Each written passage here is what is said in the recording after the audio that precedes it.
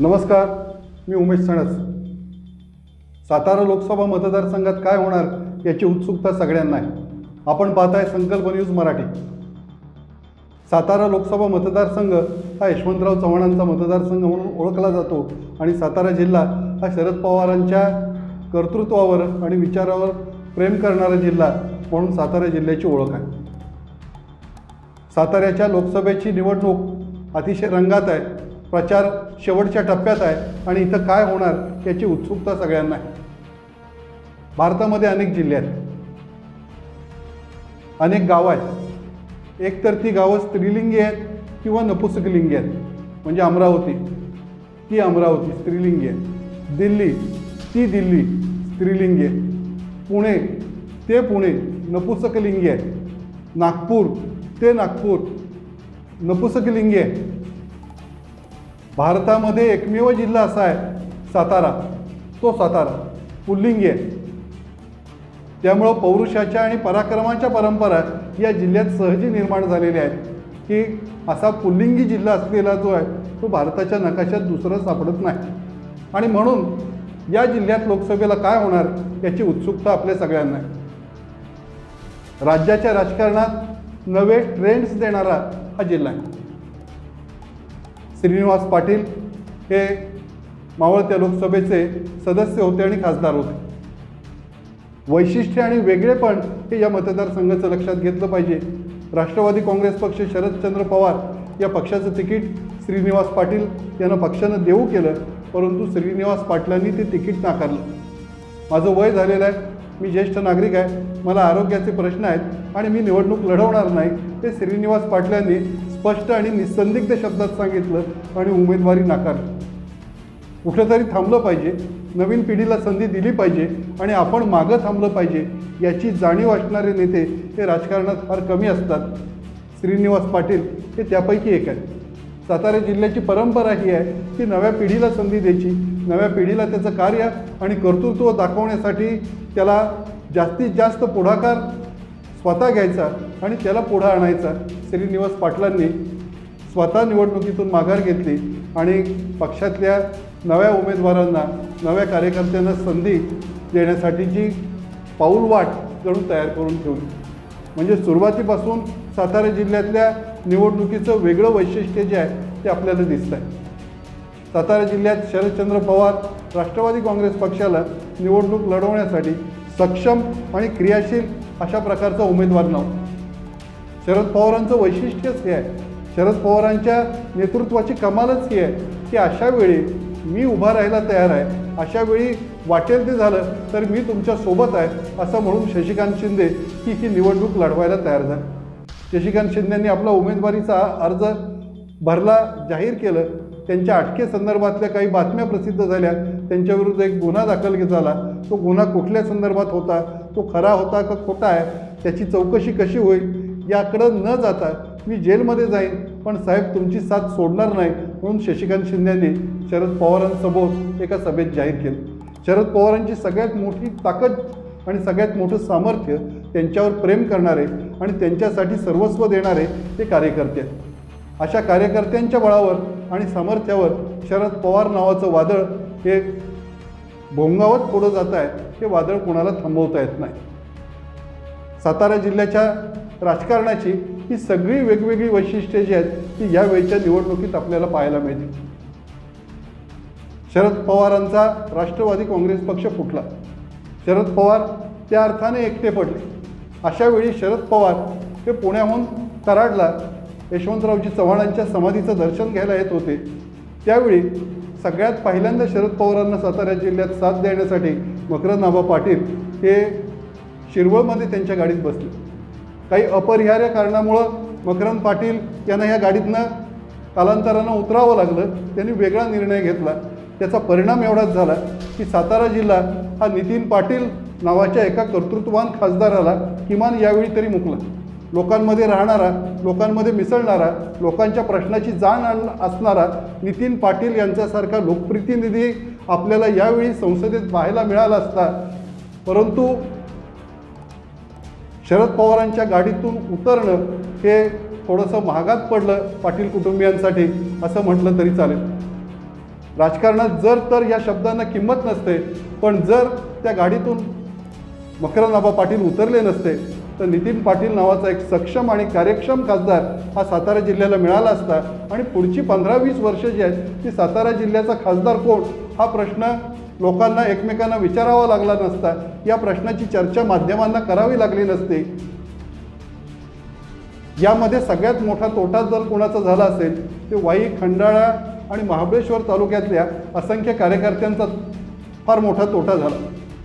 त्यांना हक्कानं आपली कामं करून देणारा, प्रशासनावर पकड असणारा आणि लोकांच्यामध्ये सातत्यानं वावरणारा नितीन पाटलांसारखा घरचा खासदार मिळाला असता तो या निवडणुकीमध्ये गेला. राजकारणात संधी येत असतात आणि जात असतात. भविष्यात नितीन पाटील यांना अधिक चांगल्या संधी मिळाव्यात ही त्यांना संकल्प न्यूजतर्फे मनपूर्वक शुभेच्छा. या निवडणुकीमध्ये थेट लढत होती आहे ते श्रीमंत छत्रपती उदयनराजे भोसले आणि श्री शशिकांत शिंदे यांच्यामध्ये. पण ही निवडणूक उदयनराजे भोसले आणि शशिकांत शिंदे यांची परीक्षा घेणारी निवडणूक नाही. या निवडणुकीत परीक्षा होणार आहे ती शंभूराज देसाई यांची होणार आहे. गेली 2 वर्ष शंभूराज देसाई जे आहेत ते या जिल्ह्याचे पालकमंत्री म्हणून काम करत आहेत. तेव्हा पालकमंत्री ज्या उमेदवाराचा प्रचार करणार आहेत, भारतीय जनता पक्षाचे उमेदवार उदयनराजे भोसले यांचा ते प्रचार करणार आहेत, त्यांना निवडून आणण्याची जबाबदारी पालकमंत्री म्हणून शंभूराज देसाईंची. जबाबदारी ज्याची आहे, परीक्षा त्याची होणार आहे. तेव्हा या निवडणुकीमध्ये जो जिंकणार आहे तो उमेदवार जिंकणार असला तरी परीक्षा उमेदवारांची नाही आहे, परीक्षा ही शंभूराज देसाईंची आहे की 2 वर्षात शंभूराज देसाईंनी या जिल्ह्यात नेमकं काय काम केलं याची ही परीक्षा होणार आहे. शंभूराज देसाईंनी एकनाथ शिंदे यांच्याबरोबर जाण्याचा घेतलेला निर्णय योग्य होता की अयोग्य होता याच्या संदर्भातही ही चाचपणी होणार आहे. तेव्हा ही परीक्षा त्या अर्थानं शंभूराज देसाईंची. बाळासाहेब पाटील यांची भूमिका ही निर्णायक आहे.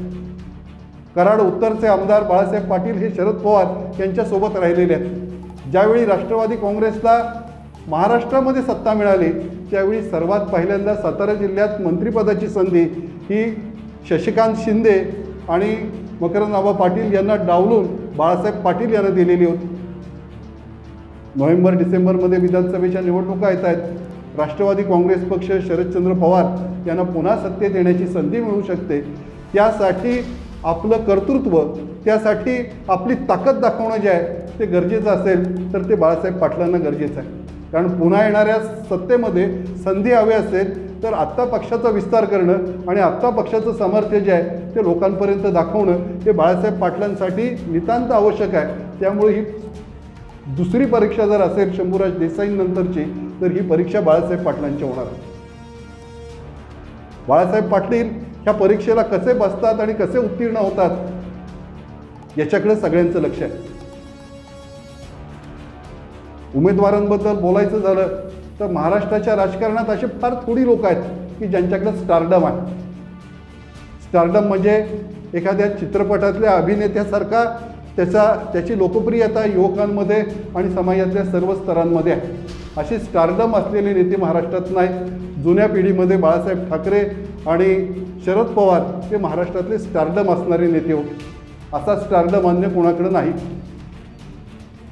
म्हणजे चित्रपटसृष्टीमध्ये उभे राहिलेले अमिताभ बच्चन 1984 साली त्यांनी लोकसभेची एक निवडणूक लढवली. गोविंदा आहुजा यांनी लोकसभेची एक निवडणूक लढवली. त्यांचं सामाजिक क्षेत्रातलं काम कार्य एक बाजूला राहिलं.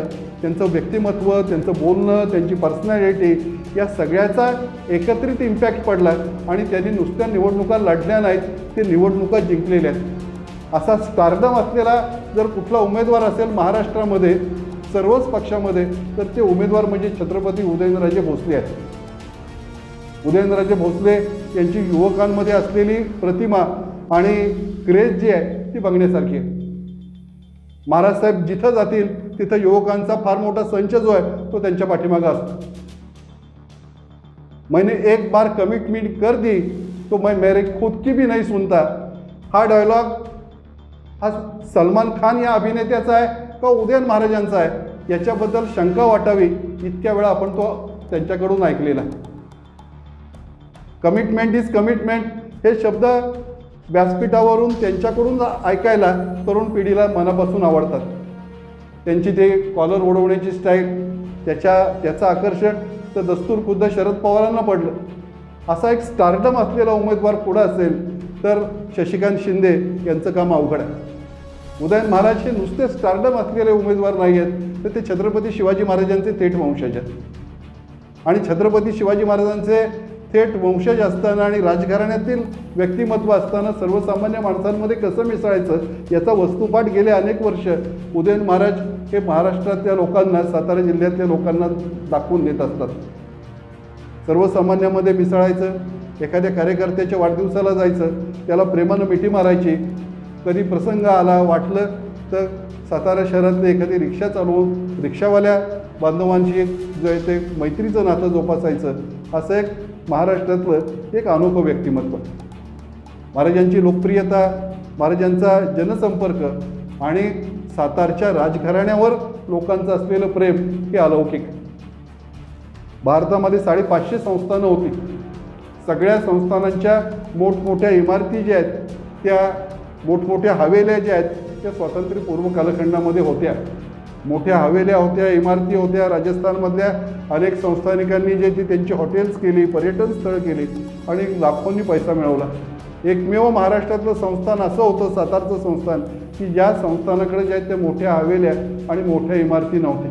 ब्रिटिशांच्या विरोधात जे संस्थानिक लढले, ब्रिटिशांच्या विरोधात ज्यांनी संघर्ष केलं, त्यांच्याकडे काही राहिलेलं नव्हतं. ब्रिटिशांविरुद्ध शेवटपर्यंत लढणारे थोरले प्रतापसिंह महाराज आणि त्यांचे सगळे अनुयायी हे सातारच्या राजघराण्याला अजरामर करून गेलेली लोक आहेत. आणि त्यामुळं सातारच्या राजगादीबद्दल महाराष्ट्रातल्या जनतेला, सातारा जिल्ह्यातल्या सर्वसामान्य माणसाला कमालीचं प्रेम आहे.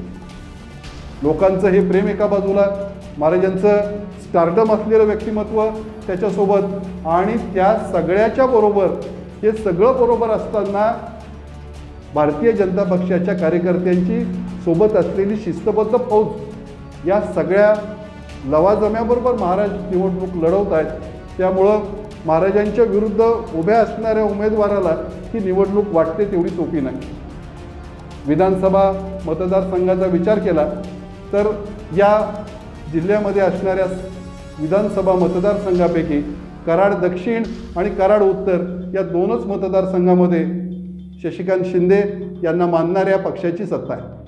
शशिकांत शिंदे यांच्या पक्षाचे उमेदवार बाळासाहेब पाटील हे कराड उत्तरचे आमदार आहेत आणि कराड दक्षिणचे आमदार पृथ्वीराज बाबा चव्हाण महाराष्ट्राचे माजी मुख्यमंत्री आहेत. ते तिथं 9,000 मतांनी जे ती निवडून आलेली आहेत. म्हणजे फार मोठं लीड पृथ्वीराज बाबांना कराड दक्षिण मतदारसंघामध्ये 2019च्या विधानसभेला नव्हतं हे नक्की. बाकीचे जे विधानसभा मतदारसंघ आहे, पाटण विधानसभा मतदारसंघामध्ये शंभूराज देसाई आहेत, कोरेगाव खटाव विधानसभा मतदारसंघामध्ये महेश शिंदे आहेत. हे दोघंही एकनाथ शिंदे यांच्या शिवसेनेचे सदस्य आहेत आणि तिथले लोकप्रतिनिधी आहेत. वाई खंडाळा महाबळेश्वरमध्ये मकरंद पाटील हे अजितदादा पवार यांच्या पक्षाचे सदस्य आहेत आणि तिथले लोकप्रतिनिधी आहेत. म्हणजे लोकप्रतिनिधींची संख्या मोजली तर शशिकांत शिंदे यांच्याबरोबर 2 लोकप्रतिनिधी आहेत आणि सातारचे शिवेंद्रराजे भोसले हे भाजपचे लोकप्रतिनिधी मोजले तर उदयन महाराज यांच्या बाजूने 4 विधानसभेचे प्रतिनिधी आहेत आणि 2 विधानसभेचे प्रतिनिधी जे आहेत ते शशिकांत शिंदे यांच्यासोबत आहेत. त्यामुळं कागदोपत्री पाहता, म्हणजे क्रिकेटचा एखादा संघ आपण पाहतो आणि निवड करतो, कागदोपत्री निवड करावी लागते. अशा प्रकारची कागदोपत्री निवड करत असताना एखादा संघ कागदावर अतिशय बलवान वाटतो. तसा उदयन महाराज आणि त्यांचा भारतीय जनता पक्ष हा संघ कागदावर अतिशय बलवान वाटतोय. कागदपत्रांचा विचार केला आणि कागदावरची परिस्थिती बघितली तर हा संघ आज मितीला जो आहे तो निवडून आलेला आहे आणि विजयी झालेला आहे असं घोषित करणं जे आहे ते गरजेचं आहे असं वाटावं अशी परिस्थिती आहे. अडचण एकच आहे, अडचण एवढीच आहे की पुढं शशिकांत शिंदे उभे आहेत. प्रश्न एवढाच आहे की शशिकांत शिंदे हे शरद पवारांचे उमेदवार आहेत, शरद पवारांनी निवडणुकीला उभे केलेले प्रतिनिधी आहेत. सातारा जिल्ह्यातल्या प्रत्येक विधानसभा मतदारसंघात शरद पवारांना मानणारा एक मतदारांचा मोठा वर्ग आहे. याची संख्या 20,000 पासून 30,000च्या दरम्यान आहे. असा मतदार वाई खंडाळा महाबळेश्वर मतदारसंघात आहे आणि असा मतदार कराड दक्षिण, कराड उत्तर आणि पाटण याही मतदारसंघात आहे. हा सगळा मतदार जो आहे तो शरद पवारांच्या सहानुभूतीच्या लाटेमुळं, शशिकांत शिंदे यांच्या शरद पवारांवरच्या निष्ठेमुळं जो आहे तो शशिकांत शिंदे यांच्या बाजूनं राहणार आहे। त्या विधानसभेच्या मतदारसंघात लोकप्रतिनिधी कोण आहे, आमदार कोण आहे याचा विचार न करता हा मतदार जो आहे तो तुतारीकडं वाळताना जो आहे तो आपल्याला पाहायला मिळेल। म्हणजे एका बाजूला भारतीय जनता पक्षाची शिस्तबद्ध फौज आहे की अत्यंत चिकाटीनं, अत्यंत प्रामाणिकपणानं आणि अतिशय जिद्दीनं काम करणारी ही फौज एका बाजूला आहे, आणि दुसऱ्या बाजूला जे आहेत ते पश्चिम महाराष्ट्रातून आलेले शशिकांत शिंदेंसाठी माथाडी कामगारांची जी संघटना आहे, माथाडी कामगार जे या निवडणुकीत उतरलेले आहेत त्यांची ताकद, अशी ही तुल्यबळ लढत जी ती होणार आहे। ही काट्याची लढाई आहे।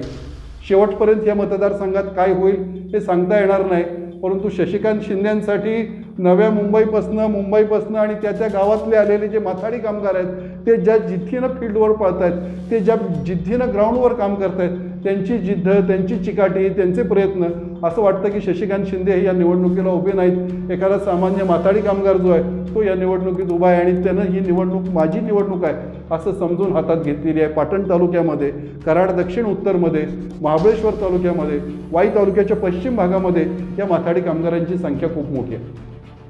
2 तालुक्यांचा आणखी उल्लेख करायला पाहिजे, महाबळेश्वर तालुका आणि जावळी तालुका। पूर्वी जावळी महाबळेश्वर नावाचा एक विधानसभेचा मतदारसंघ होता आणि या विधानसभेच्या मतदारसंघाचं शशिकांत शिंदे हे बराच काळ जे ते नेतृत्व करीत होते। शशिकांत शिंदे यांची जावळी महाबळेश्वर या परिसरावर चांगली पकड आहे। तिथं त्यांच्यावर प्रेम करणारे, त्यांच्यावर निष्ठा असणारे असंख्य कार्यकर्ते आहेत। ते कार्यकर्ते शशिकांत शिंदे यांच्यासाठी धडपड करत आहेत। कोरेगाव खटाव विधानसभा मतदारसंघात काय होईल हे सांगणं कठीण आहे, काट्याची टक्कर आहे, परंतु मागच्या वेळी 6 ते 6,500 मतांनी शशिकांत शिंदे विधानसभेला तिथं पडले होते। शशिकांत शिंदेंना कोरेगाव खटाव विधानसभा मतदारसंघामध्ये थोडंसं लीड मिळालं तर आश्चर्य वाटणार नाही, थोडीशी अधिक मतं जी आहेत ती त्यांना पडू शकतात। सातारा शहर हे उदयन महाराजांचा बालेकिल्ला। सातारा शहरामध्ये महाराजांना मानणारे अनेक कार्यकर्ते सकाळी भल्या पहाटे जे आहेत ते आपलं घर सोडत आहेत आणि रात्री उशिरापर्यंत महाराज साहेबांचा प्रचार करताना संपूर्ण जिल्ह्यात दिसत आहेत। ते कुठल्या पक्षाचे कार्यकर्ते नाहीत, त्यांना भारतीय जनता पक्षाबद्दल प्रेम नाही, त्यांना राष्ट्रवादी काँग्रेस पक्ष, शरदचंद्र पवार या पक्षाबद्दल त्यांचा राग नाही, ते उदयन महाराजांचे कार्यकर्ते आहेत। महाराज जिकडं असतील तिकडे हे कार्यकर्ते असतात आणि जिल्हाभर महाराज साहेबांसाठी फिरणारे असे कार्यकर्ते ही त्यांची फार मोठी ताकद आहे।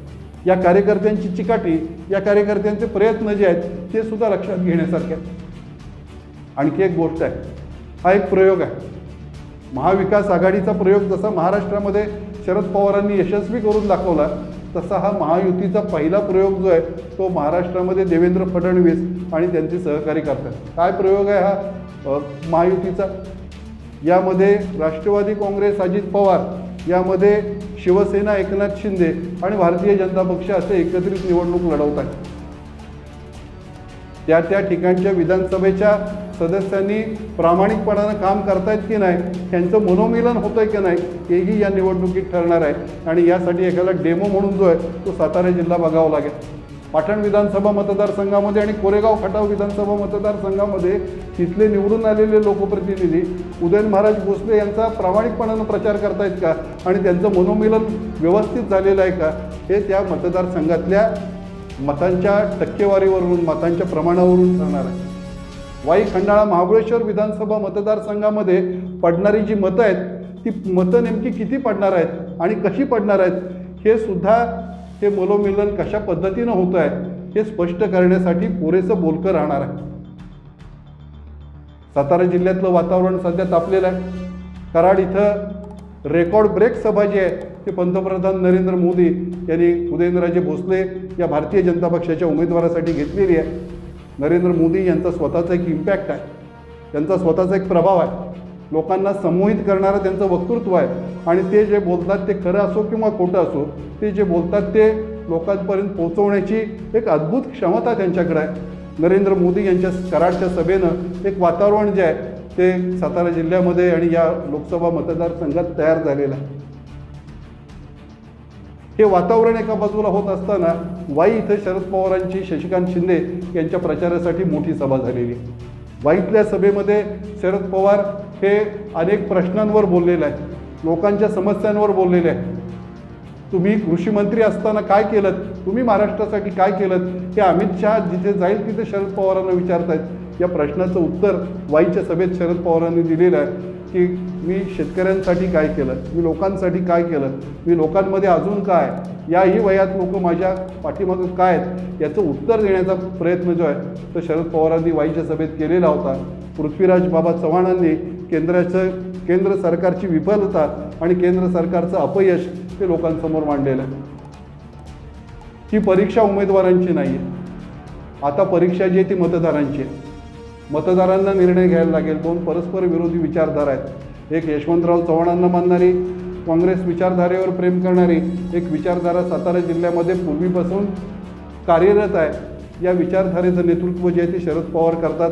या विचारधारेचं नेतृत्व जे आहे ते लक्ष्मणराव पाटलांनी केलेलं आहे, श्रीनिवास पाटलांनी केलेलं आहे आणि ही विचारधारा अतिशय लोकप्रिय आहे. दुसरी विचारधारा जी आहे ती भारतीय जनता पक्षाची विचारधारा आहे. या विचारधारेचं नेतृत्व जे आहे ते सातारा जिल्ह्यामध्ये सुरुवातीपासून अनेक लोकांनी केलेलं आहे आणि इथं खालती उमेदवार कोण आहे हे बघू नका, वरती मोदी साहेबांकडे बघा. असं महाराष्ट्रामध्ये इतर ठिकाणी जसं आवाहन करावं लागतं तसं या मतदारसंघामध्ये आवाहन करण्याची गरज नाही. खालती असलेला उमेदवार हा स्टारडम असलेला उमेदवार आहे उदयन महाराजांच्या रूपात. त्यामुळं खालचा उमेदवार बघा आणि वरचं नेतृत्व बघा असं इथं भारतीय जनता पक्षाचे कार्यकर्ते आवर्जून सांगतायत. अशी एक अतिशय सक्षम उमेदवारांची, एक तुल्यबळ उमेदवारांची आणि दोन अतिशय संघर्षशाली अशा विचारधारांची लढाई जी आहे ती सातारा लोकसभा मतदारसंघात होती आहे. आणि अशी लढाई ज्यावेळी होते त्यावेळी मतदारांना निर्णय घ्यावा लागतो की आता आपण कोणाच्या बाजूने थांबायचं, आपण कोणती विचारधारा निवडायची. हा पहिल्यांदा अतिशय कठीण प्रश्न जो आहे तो या सातारा लोकसभा मतदारसंघातल्या मतदारांना पडलेला आहे. मतदारांना एक विचारधारा निवडायची, जी एक विचारधारा जी आहे ती हिंदुत्वाची, नरेंद्र मोदींना मानणारी विचारधारा आहे आणि दुसरी विचारधारा जी आहे ती लोकशाही परंपरा आणि यशवंतराव चव्हाणांना मानणारी शरद पवारांची विचारधारा आहे, काँग्रेसची विचारधारा आहे. या दोन विचारधारांमधला हा संघर्ष अतिशय तीव्र स्वरूपात जर कुठं बघायला मिळणार असेल तर तो सातारा लोकसभा मतदारसंघात मिळणार आहे. मतदारांना स्वतःची मतं निश्चित करावी लागतील आणि मग मतदार केंद्राकडे जावं लागेल. या प्रचाराच्या रणधुमाळीमध्ये सर्वसामान्य मतदाराला स्वतःची विचारधारा निश्चित करण्यासाठी स्वतःला वेळ देणं गरजेचं आहे. सर्वसामान्य मतदार हा काहीसा गोंधळात पडलेला आहे. सर्वसामान्य मतदाराला मान गादीला द्यावा अशी इच्छा आहे. सर्वसामान्य मतदारांना शशिकांत शिंदे हा माथाडी कामगार संघटनेतनं आणि चळवळीतनं पुढं आलेला उमेदवार हाही आपला वाटतो. सर्वसामान्य मतदार जो आहे तो थोडासा या मतदारसंघामध्ये गोंधळलेल्या अवस्थेत. प्रचार जसा पुढं जाईल तसं सर्वसामान्य मतदाराला आणखी काही गोष्टी स्पष्ट होतील आणि या दोन विचारधारेतली एक विचारधारा सर्वसामान्य मतदाराला निश्चित करावी लागेल. त्यामुळे ही परीक्षा उमेदवारांची जेवढी परीक्षा आहे त्यापेक्षा अधिक मोठी परीक्षा इथल्या मतदारांची. आपण कुठल्या विचारधारेच्या मागं जायचं आहे, आपण कुठला पक्ष निवडायचा आहे, आपण कुठला मार्ग निश्चित करायचा आहे हे आता मतदारांना नक्की करावं लागणार आहे. यासाठी मतदारांना आता स्वतःला सिद्ध करावं लागणार आहे आणि मतदारांना या निर्णय प्रक्रियेतला सगळ्यात मोठा निर्णय घ्यावा लागणार आहे. मतदार त्यांचा निर्णय जो आहे तो घेणार आहे. 7 मेला निवडणूक होणार आहे. मात्र शेवटच्या क्षणापर्यंत उत्कंठा वाढवणारी IPLमधली किंवा एखाद्या आंतरराष्ट्रीय क्रिकेटच्या सामन्यातला सामना जसा शेवटपर्यंत रंगत जावा, शेवटच्या चेंडूपर्यंत काय होईल हे कोणाला सांगता येणार नाही अशी परिस्थिती निर्माण व्हावी, अशी परिस्थिती सातारा लोकसभा मतदारसंघात आहे. मतदारसंघातलं वातावरण ढवळून निघालेलं आहे. माणसं एकमेकांना विचारत आहेत तुम्ही कुठं आहात. कोणी सांगताय मी तुतारी वाजवणार आहे, कोणी सांगताय मी हातातलं कमळ सोडणार नाही आहे. अशा परिस्थितीमध्ये या मतदारसंघात नेमकं काय होईल हे आज सांगणं खूप अवघड आहे. कागदावरची परिस्थिती ही एका बाजूला आहे आणि ग्राउंडवरची रिॲलिटी जी आहे ती दुसऱ्या बाजूला आहे. दोन्ही उमेदवार तुल्यबळ आहेत. दोन्ही उमेदवार लोकांमध्ये मिसळणारे, वावरणारे, लोकांच्या समस्यांची जाण असणारे आणि लोकांसाठी सर्वस्व देणारे उमेदवार आहेत. एकाच्या पाठीमागं शरद पवार आहेत आणि दुसऱ्याच्या पाठीमागं मी स्वतः आहे हे सांगण्यासाठी मोदी साहेब जे आहेत ते कराडला आलेले आहेत. तेव्हा लोकांना निर्णय घ्यायचा आहे.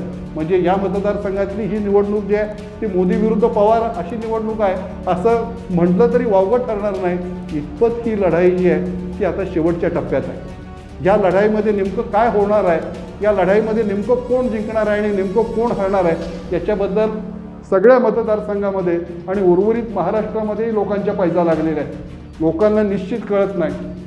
मोठा सातारा जिल्ह्यातला माणूस बाहेर गेला तर त्याला लोक विचारत आहेत, सातारकर काय होणार आहे साताऱ्यात, काय परिस्थिती आहे तुमच्या मतदारसंघात, तुम्ही कुठं आहात। इतकी उत्सुकता जी आहे ती महाराष्ट्रातल्या कुठल्याही अन्य मतदारसंघाबद्दल असेल असं वाटत नाही। आणि इतकी अनिश्चितता ही देखील सातारा जिल्ह्यातल्या कुठल्याही मतदारसंघामध्ये असेल असं वाटत नाही। कमालीची उत्सुकता असलेला, कमालीची अनिश्चितता असलेला आणि काट्याची लढाई होणारा, शेवटच्या क्षणापर्यंत उत्कंठावर्तक लढाई होणारा हा मतदारसंघ आहे। या मतदारसंघात काय होतं हे पाहण्याची उत्सुकता आपल्या सर्वांना आहे, तशीच मलाही आहे। त्यासाठी आपल्याला 4 जूनपर्यंत थांबावं लागेल। तोपर्यंत जय भवानी, जय शिवाजी।